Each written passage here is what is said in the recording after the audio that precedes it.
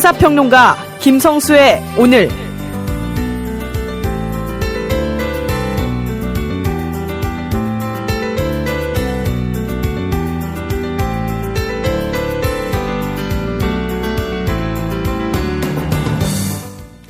정말 완전히 새로운 날이 밝아온 것 같은, 그래서 자욱한 안개가 거친 것 같은 4월 14일 오늘 김성수 인사드립니다.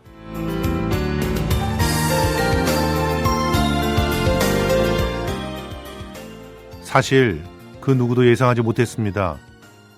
이렇게 혹독한 심판의 회초리가 떨어질 줄 아무도 예상하지 못했습니다. 여기서 아무라고 하는 것은 정치 꽤나 안다라고 하는, 또 저처럼 평론 좀 할 줄 안다는 그런 사람들에게 해당하는 말이겠죠.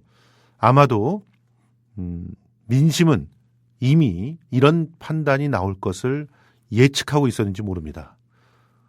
정말 놀라운 결과가 우리 앞에 던져졌습니다. 그래서 진정으로 어제는 완전히 새로운 오늘을 열어준 그런 날이기도 했습니다. 여당은 사상 최악의 참패를 했고 야당도 완전한 승리를 하진 않았습니다. 기가 막힌 황금 분할로 의회는 다시 살아났습니다. 박근혜 대통령은 의회를 정상화시켜달라고 호소했습니다. 하지만 그 말의 속뜻은 자기 마음대로 의회를 거수기로 만들 수 있게 해달라는 그런 말이었죠. 그렇지만 국민은 표로서 의회를 정상화시켰습니다. 토론하고 협상하고 반드시 국민의 마음을 잘 경청하고 그걸 토대로 정책을 만드는 의회주의의 심장이 되라고 여소야대의 3당 국면을 만들어줬습니다. 이 준엄한 뜻을 오늘 곰곰이 생각하면서 마음속에 새겨야 될 때입니다. 그러다 보니까 정말 어제는 뜻깊은 날이었습니다. 임시정부 수립 96주년을 맞아서 놀라운 대한민국의 국민들이 새로운 출발을 선언한 날이기도 하니까요. 우리 모두는 챔피언입니다. 퀸의 노래 듣고 오겠습니다. We are the champion. I've paid my dues time after time. I've done my sentence but committed no crime. And bad mistakes I've made a few. I've had my shadows and kicks. 대한민국 투어. 우리 국민TV 남덕수 조합원님께서 운영하시는 이 대한민국 투어. 이분이 그 20년 경력의 베테랑입니다. 이분의 어떤 경험을 여러분께서는 그냥 버스에 앉아가지고 다 빼먹는 거예요. 20년 동안 쌓아둔 그 빅데이터를. 그렇죠. 버스가 이제 28인승 최고급 리무진 버스도 있고 45인승 좀 더 많은 분들이 타실 수 있는 이런 버스도 있으니까 고급진 여행도 바로 남덕수 조합원님과 함께라면 가능하다. 네. 문의 전화는요 1599-2686번입니다. 1599-2686. 버스 여행하면 2686이 딱 생각이 나네요 벌써. 네. 1599-2686번 아니면 네이버나 다음 같은 그 검색창에서 대한민국 투어 이렇게 검색하셔도 되고요. 그리고 웹사이트 대한민국 투어 한글로 쓰시면 됩니다. 대한민국 투어.kr 이렇게 검색하셔도 언제든 들어가실 수 있으니까 우리나라 국내 여행들도 많이 애용하시기 바라겠습니다. 대한민국 투어였습니다. 4월 14일 김성수의 오늘 소개해드리겠습니다. 뉴스브리핑 김일아 아나운서와 함께 진행하고요. 그리고 오늘 진짜 특별한 인터뷰 마련했습니다. 여러분 혹시 참패를 당한 새누리당의 입장 궁금하지 않으십니까? 저는 굉장히 궁금하거든요. 근데 지금 현재 현역에 있는 분들은 아무도 우리 특히나 국민TV 라디오까지 나와서 얘기를 해주지 않으실 것 같고, 그래서 금천구 예비후보로 등록했다가 컷오프 당한 한 분을 모셨습니다. 최유성 건양대 겸임교수인데요. 이분 모셔서 새누리당의 입장들 과연 어떤지, 그리고 이 참패를 어떻게 분석하는지 그 앞으로의 전망은 어떻게 보는지. 사실 이런 얘기들 폭넓게 들어야 또 우리가 나름대로 계획들을 준비하는 데 도움이 되지 않겠습니까? 함께 들어보는 시간 갖도록 하고요. 그다음에 정가산책 한겨레 신문 하호영 기자와 함께 뜨는 해 지는 달 뭐 이런 식으로 이번 선거가 어떤 사람들의 정계 은퇴를 앞당겼는지 한번 정리해 보고요. 또 새롭게 주목받은 사람들도 한번 살펴보도록 하겠습니다. 경제뉴스 브리핑은 한국경제 이인철 기자와 함께 합니다. 오늘 시사 퀴즈 여러분께 드리도록 하겠습니다. 오늘의 시사 퀴즈는요. 사실은 이번 총선 결과를 놓고 여러 가지 분석들을 다양하게 할 수가 있습니다. 다양하게 할 수가 있는데 그 중에서도 아주 상징적인 어떤 곳에서 야권 후보가 승리하면서 사실상 텃밭과 지역구도란 더 이상 없다라는 걸 보여줬죠. 이곳은 서울에서도 가장 잘 사는 사람들이 모여 있다는 곳입니다. 거기에 어느 지역구에서 여권 후보가 당선이 됐을까요? 참 공교롭게도 저희가 연결했던 바로 그 전현희 후보가 당선이 됐어요. 아마도 국민TV 라디오랑 연결이 되면 당선되지 않았을까. 물론 천준호 후보는 죄송합니다만 그런 생각이 좀 들긴 합니다. 자, 과연 어디일까요? 맞춰주시는 분께 연극 티켓 드리겠습니다. 서울연극제 마지막 작품 여러분들 많은 분들 참여해 주시길 기대를 하겠습니다. 이 시사 퀴즈는 다시 한번 또 이따 후반부에 말씀드리겠습니다. 자, 그러면 기분 좋게 뉴스 브리핑 김일아 아나운서와 한번 시작해 볼까요? 안녕하세요. 안녕하십니까? 예. 얼마나 기분이 좋습니까? 네, 화창하네요. 예, 오늘 아침에 안개가 꼈는데도 너무 아름다워 보이는 거죠. 예. 네. 새누리가 참패했어요. 네. 국민은 정말 무섭습니다.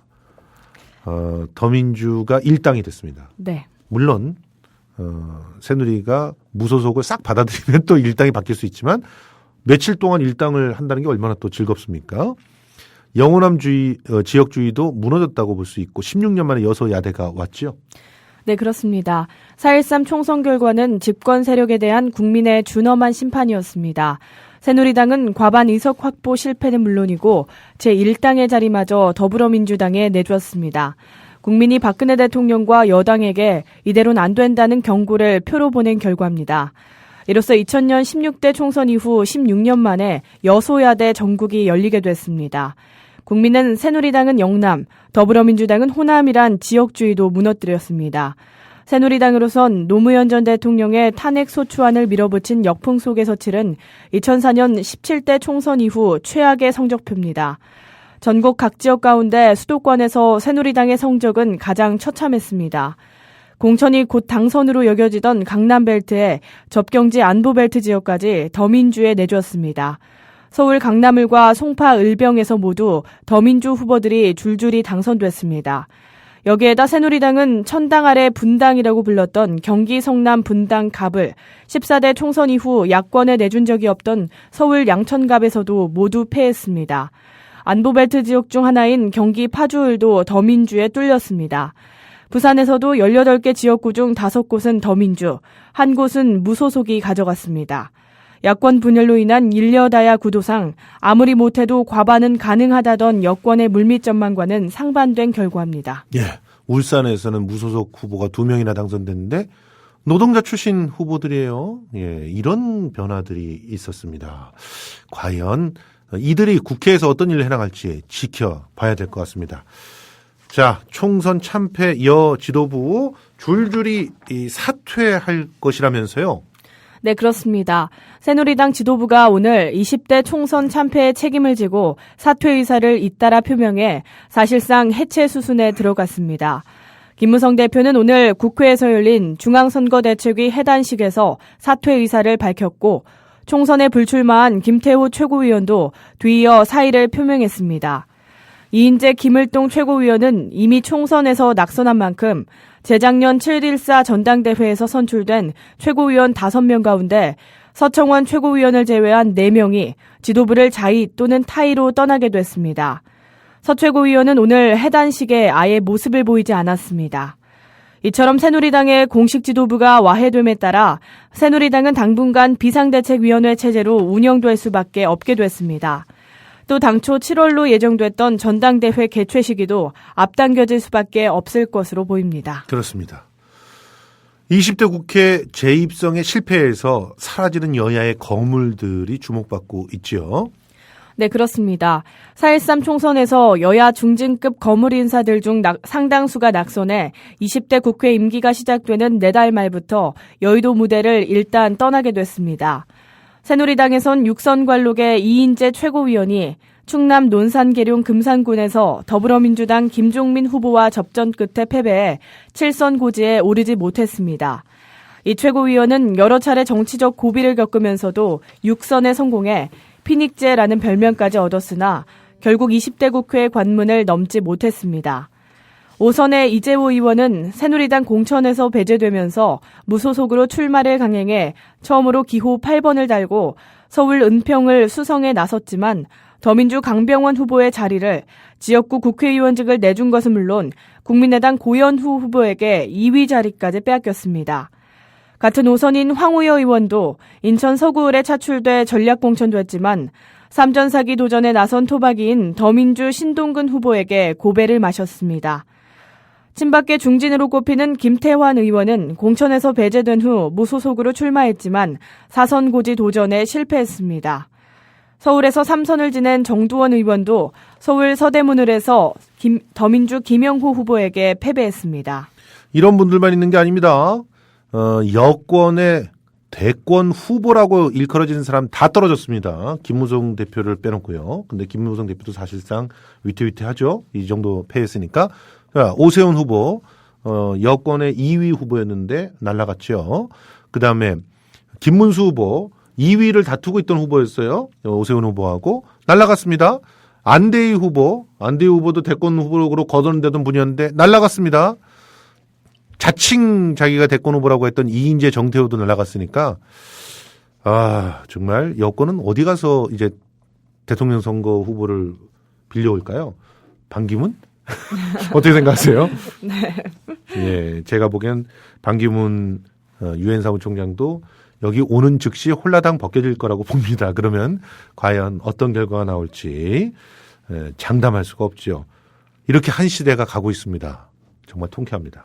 자, 이제 본격적으로 레임덕이 시작이 됐습니다. 조중동이 거침없이 박근혜 대통령을 초토화시키고 있죠. 네, 그렇습니다. 박근혜 대통령의 레임덕이 시작됐습니다. 조중동은 오늘 새누리당이 괴멸적 타격을 입은 4.13 총선 결과에 충격을 감추지 못하며 참패의 근본 책임은 박 대통령에게 있다며 거침없이 융단 폭격을 퍼부었습니다. 앞으로 자녀 임기 20개월을 남겨둔 박 대통령에게도 레임덕을 맞았던 역대 대통령들이 왜 이렇게 청와대식에는 늦게 가냐며 탄식했던 악몽이 시작된 셈입니다. 예, 조선일보가 박 대통령과 진박이 책임져야 된다. 이렇게 사설을 통해서 아주 세게 깠습니다. 네, 그렇습니다. 조선일보는 오늘 사설을 통해 새누리당은 선거전이 시작되기 전만 해도 최대 180석까지 얻을 수 있다는 얘기를 했다. 이런 오만이 이런 결과를 가져왔다고 할 수 있다며 이 결과에 대한 책임은 박근혜 대통령과 진박이라는 사람들이 질 수밖에 없다고 박 대통령을 정조준했습니다. 동아일보에서도요. 전면 개각하라. 국정 쇄신하라. 이렇게 목소리 높였죠? 네, 그렇습니다. 동아일보도 사설을 통해 민심이 이렇게까지 무서울 줄은 몰랐다며 전율한 뒤 집권 3년여 만에 치러져 중간평가 성격을 띤 이번 총선에서 새누리당은 탄핵풍이 불었던 2004년 17대 총선 이후 최악의 참패를 했다. 박근혜 대통령의 임기가 1년 10개월이나 남았지만 조기 레임덕이 가시화했다며 레임덕이 시작됐음을 단언했습니다. 예, 사실은 박근혜 대통령이 뭐 통과시켜주세요. 그럼 국회가 하나도 통과시켜주지 않을 것 같습니다. 이미 통과된 법안도 다 고쳐주십시오. 테러방지법 같은 거 말이죠. 없애버렸으면 좋겠어요. 중앙일보는 좀 비유가 적절하지 않은 것 같은데 오만한 사육사 물어버린 맹수 같았다. 민심이 이렇게 표현했어요. 네, 그렇습니다. 중앙일보 역시 4.13 민심은 사나웠다. 오만한 사육사를 물어버리는 맹수와 같았다면서 분노의 투표는 놀라울 정도였다. 20대 국회의원을 뽑는 총선 결과는 박근혜 대통령의 새누리당 정권에 대한 선거혁명 수준의 준엄한 심판이었다고 거센 심판풍에 전율했습니다. 정말 전율했습니다. 외신들도 그 한국 총선을 대서특필하고 있습니다. 집권당 참패했고 대선에 영향 끼칠 것이라고 얘기했다면서요? 네, 그렇습니다. 주요 외신들은 어제 치러진 한국의 제20대 총선에서 여소야대 국회가 탄생한 것을 조명하면서 이는 집권 여당과 박근혜 대통령에 대한 국민의 불만이 반영된 것이라고 분석했습니다. 외신들은 이 같은 분위기가 내년 대선에도 영향을 미칠 것으로 전망했습니다. AP통신은 집권 보수당이 다수 의석을 유지하지 못하게 되면서 박근혜 정부의 경제개혁안 추진이 위태로워졌다면서 여당은 내년 대선전도 망칠 수 있다고 언급했습니다. AFP통신은 실업률 상승과 수출 감소, 가계부채 증가 등으로 박근혜 정부의 경제정책에 대한 비판 여론이 높아졌으며 특히 젊은 층이 집권당에 등을 돌렸다고 분석했습니다. BBC 방송은 이번 총선 결과는 박근혜 대통령의 남은 임기가 순탄하지 않을 것임을 시사한다면서 노동 및 경제개혁을 추진하고 있는 박근혜 정부가 강력한 국회의 지지를 필요로 하고 있는 시점에서 좋지 않은 소식이라고 전했습니다. BBC 서울특파원인 스티븐 에반스는 현 정부가 다양한 의견들을 수용하지 못하는 모습을 보인 것이나 북한을 찬양했다는 이유로 반대 정당을 탄압하는 행동을 한 것이 박근혜 정부의 역풍이 돼 돌아왔다면서 가계부채와 젊은층 실업률 등 경제정책에 대한 불만이 높은 것도 집권당 패배의 요인이라고 지적했습니다. 월스트리트 저널은 3년 동안의 박근혜 정부의 경기 부양 노력과 노동시장 개혁 과제가 제대로 수행되지 않았다고 지적했습니다. 예. 5월부터 C형 간염 치료제 건강보험 적용된다죠? 네, 그렇습니다. 12주에 4천만 원에서 4,800만 원이 드는 C형 간염 치료제가 이르면 오는 5월부터 건강보험 적용을 받게 될 것으로 보입니다. 일반적으로 제약사 약가 신청액이 시중가보다 낮고 건강보험 적용 후 환자 부담금이 30%인 것을 감안하면 환자 부담은 1,200만 원에서 1,440만 원 이하로 줄어들 것으로 분석됩니다. 예, 고맙습니다. 지금까지 뉴스 브리핑 김일아 아나운서였습니다. 고맙습니다.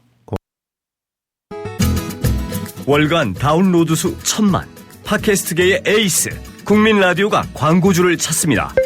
직접 찾아서 선택해 듣는 방송, 청취 몰입도가 높은 방송, 지상파 케이블 광고와 차원이 다릅니다.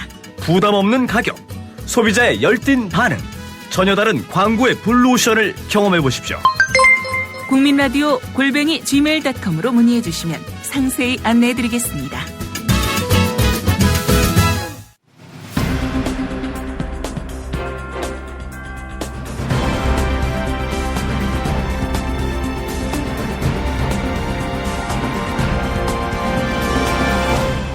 김성수의 오늘, 이제는 진짜 인터뷰입니다. 예, 오늘 진짜 인터뷰에 참여해주신 분은요, 건양대학교 겸임교수로 계신 최유성 교수님입니다. 안녕하세요. 예, 안녕하세요. 예, 반갑습니다. 사실, 교수님이시긴 하지만, 이번에 금천구의 예비후보로 등록하셨다가 컷오프 되셨죠? 예. 새누리당, 그쵸? 예. 예. 맞습니다. 새누리당에서는 어떤 이유로 컷오프 되신 건가요? 저도 제가 컷오프가 된 이유를 잘 모르겠고요. 아니, 그래도 어떤 공간위에서 이유들을 대지 않습니까? 아니, 그런 이유도 없이 그냥 딱 2배수 한다 하면서 저희 지역에 9명이 신청을 했는데. 그렇죠. 두 분, 그러니까 연령도 많으신 두 분, 다 60 중반 이상이신 두 분만 딱 경선을 붙인다. 이렇게 일방적으로 통과 받았습니다. 그러니까 서류 심사에서 잘리신 거예요. 이게 표현이 좀 과격하지만. 예. 근데 이유를 납득할 만한 이유를 설명하지 않고 그 서류 심사에서 낙오될 만한 그런 어떤 해명도 없는 그야말로 그냥 2배수 2명 딱 찍고 나머지는 아웃 이렇게 된 거죠. 예, 맞습니다. 이런 상황이 공천이라는 이름으로 진행되는 게 맞다고 보십니까? 이번 저희 새누리당 당원당에는 예. 국민공천제가 이제 원칙이거든요. 그렇죠. 그러니까 그 원칙에 벗어난 그 공심위가 그 행위를 했다고 저는 보고 있습니다. 예. 그러니까 거기에 대한 철퇴를 또 이번 총선에서 맞았다. 이렇게 보시는 거죠? 그렇게 볼 수 있죠. 예, 그렇습니다. 이번 새누리당 참패에 대해서 여러 가지 분석들이 있는데, 우리 최 교수님의 분석은 좀 독특하다고요? 제가 독특하기보다 저는 안에서 봐본 입장에서 좀 얘기 좀 드리면은, 예, 예. 3당 합당 체제가 무너졌다. 음흠. 그렇게 보는 게 맞지 않을까 하고 생각합니다. 그렇다고 하면 정말 새로운 시대가 시작되는 것이네요. 예. 그렇죠.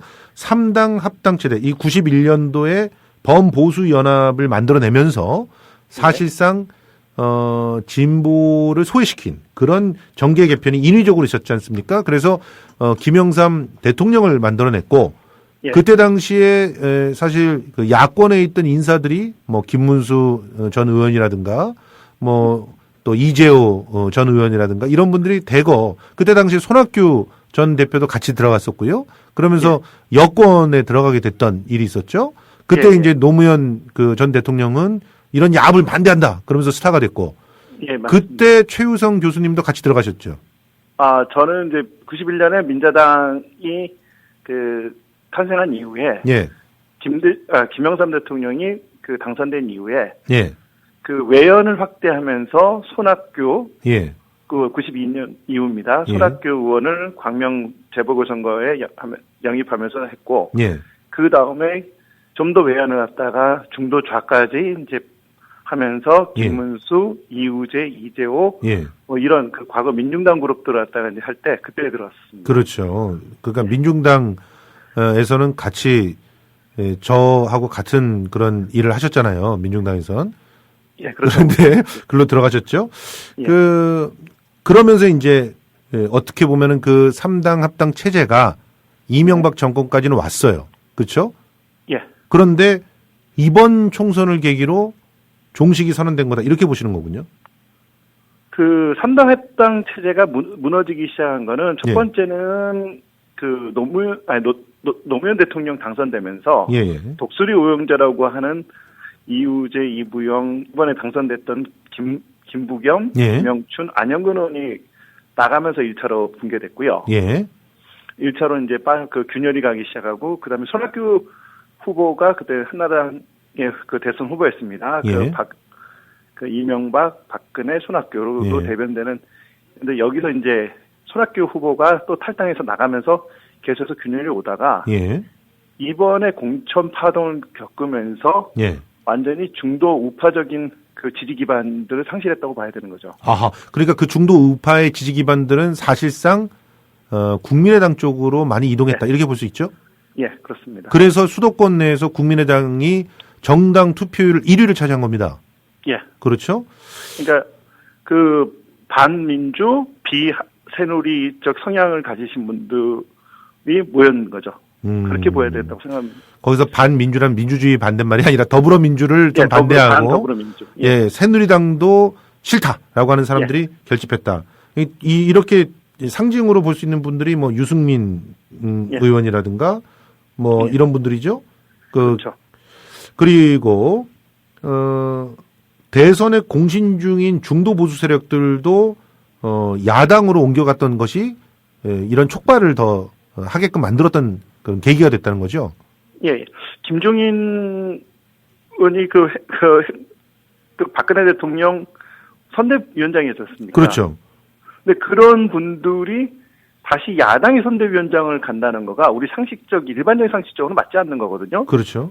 근데 하지만 그분들이 갖고 있던 부분들은 중도 우파의 외연을 확대하는 측면에서 필요했었는데, 아하. 한나라당이 새누리당이 보수화로 가면서 예. 이분들의 역할이 없어진 거죠. 예. 반면에 문재인 전 더불어민주당 대표는 그런 분들이 필요하고 외연을 확대하는 거죠.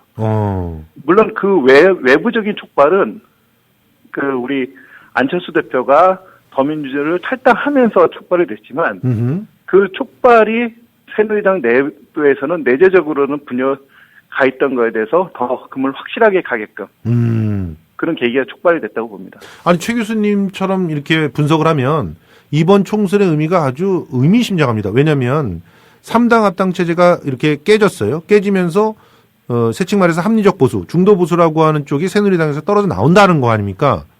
아직까지 그 새누리당 내에 남아있는 그런 중도나 합리적 보수 분들도 장기적으로는 다 떨어져 나올 거란 얘기 아니에요? 그거는 무조건 떨어져 나온다고까지는 볼 수가 없고요. 예. 아직까지는요. 예. 일단은 한 절반은 떨어져 나왔다고 봐야 될 것 같고요. 예. 그다음에 나머지 절반은 이 떨어져 나온지 안 나온지는 이번 선거 이후에 원구성과 당대표를 갖다가 뽑으면서 또 한번 균열이 갈 거라고 봅니다. 그러니까 가령 소설을 쓰자면 최경환 전 부총리 같은 분이 당대표 되면 또 떨어져 나올 수도 있다는 거 아닙니까?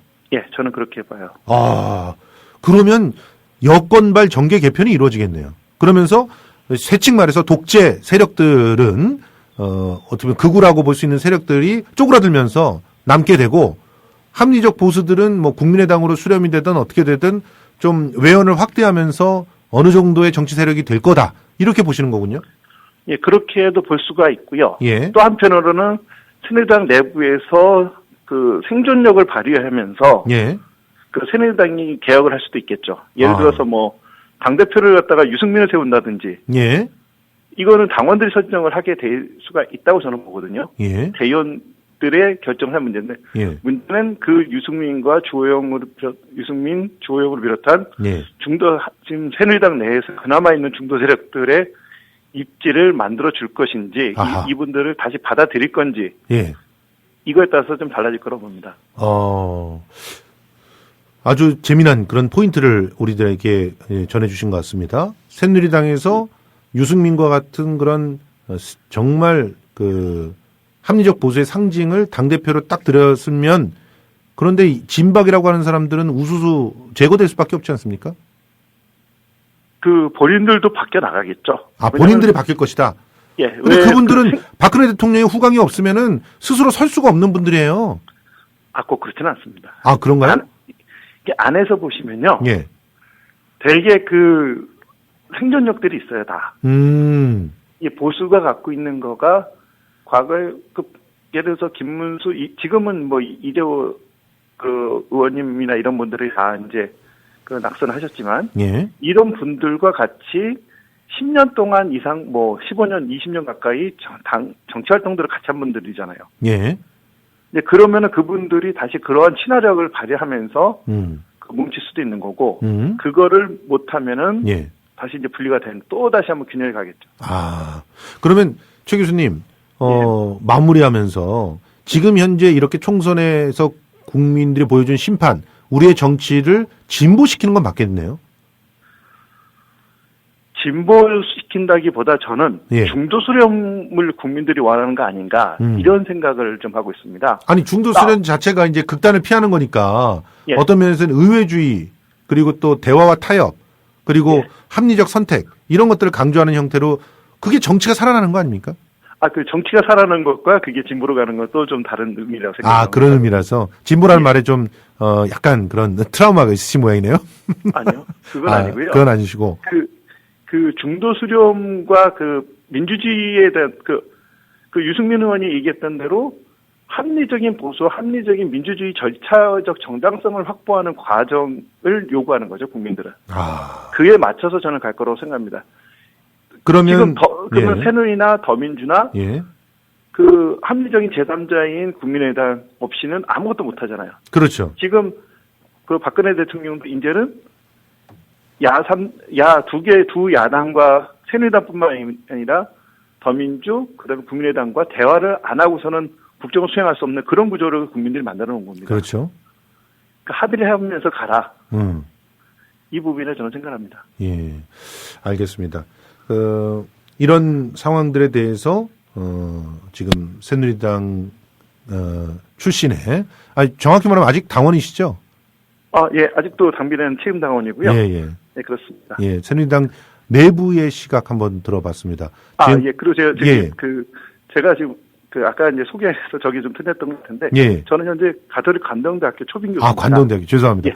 관동대학교 초빙 교수 최유성 교수님과 이야기 나눠봤습니다. 오늘 귀한 시간 내주셔서 정말 고맙습니다. 예, 감사합니다. 고맙습니다.